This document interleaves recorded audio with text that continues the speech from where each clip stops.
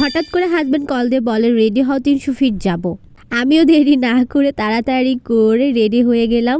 But আজকে এই 300 ফিটে এসে এমনটা হবে আমি কল্পনাও করতে পারিনি। সবকিছু আজকে তোমাদের সাথে শেয়ার করব, কি কি করলাম আজকে। কোন ওয়েট করার পর আমার হাজব্যান্ড ফাইনালি আসলো আমাকে নিতে। তো আমাকে রিসিভ করার পর আমি দেখি যে একটা নতুন মেহমানও ছিল গাড়িতে, সেটা হচ্ছে আমার জায়ের বড় ভাই। আসসালামু আলাইকুম। এই অসুস্থ থাকার কারণে আমি আমার ভাসুরের বাসায় কালকে যেতে পারিনি, এটা গতকালকের ভিডিও। তো আমার ছেলে গিয়েছিল তার বাবার সাথে। আমার ভয়েস শুনে তোমরা বুঝতেই পারছো। আর আমি এই ভয়েসটা দেওয়ার সময় কতক্ষণ আমার টাইম লেগেছে এটা আমি জানি, কারণ আমার এত ঠান্ডা, আমি হাঁচি ফেলাতে ফেলাতে আমার নাক একদম বন্ধ হয়ে আসছে। সো আচ্ছা, যাই হোক, আজ এই দেখো তার মধ্যে এত ঠান্ডা বাতাস ছিল, আমি সেদিন একটু বাতাসে আমার মুখটা একটু মানে বের করেছিলাম। তো তখনই আমার ঠান্ডাটা আরও বেশি লেগে গিয়েছিল।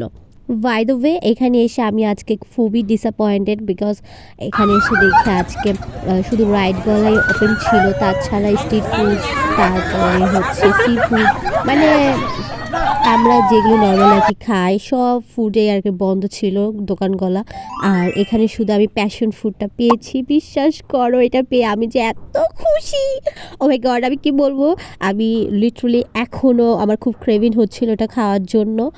আমি কি আর বলবো, আমি একটা খেয়ে একটা নিয়েও এসেছিলাম বাসায়। তো আজকের ব্লগটা এই পর্যন্ত, দেখা হবে নেক্সট কোনো ব্লগে।